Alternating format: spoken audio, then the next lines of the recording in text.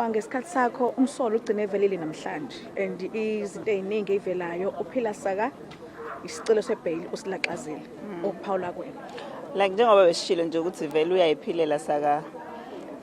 osokuyimpica abadala ke manje ukuthi ufike kanjani esibhedlela sabantu abangaphilile ngengqondo and phekwa lokho if ngingacacisa nje lokho mhlambe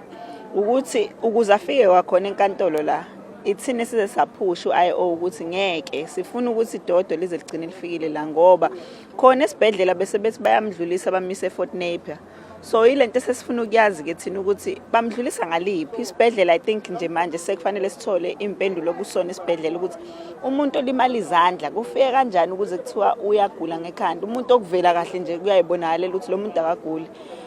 isibhedlela kahle kahle sona sifike kanjani ekuthenini azaba umuntu uhlaliswe wodini labantu abagulayo yipi le process abayilandelela ukuze bethi angaveli ngisho enkantolo izolo aqale abe umuntu ogulayo kuvela idokodo kuphela bese yadluliswa yena eFort Napier okuyona into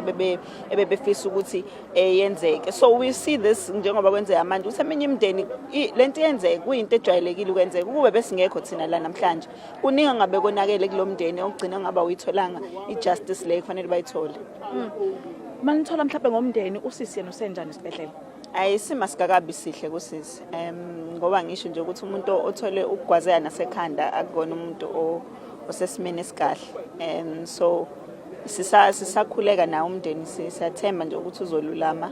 and we are hoping ukuthi uzokwazi ukuthi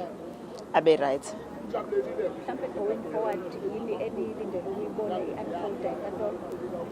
enkantolo thina akukuningi nje sikulindele ukuthi ku-unfold ngoba nje siyazi ukuthi njengoba i-abandonishe i-bail namhlanje nayizola ngithi kuvelile ukuthi vele wayesevumile ukuthi kukhona umuntu wesifazane amonakalisile asifuni nokuthi kulokhu kudelaya nje kumosha isikhathi estate akavuma icala ahamba yohlala ejele njengoba kufanele ahlale futhi nje njengoba kwamacala awu2 asilindele nje ukuthi angathola isikhathi esincane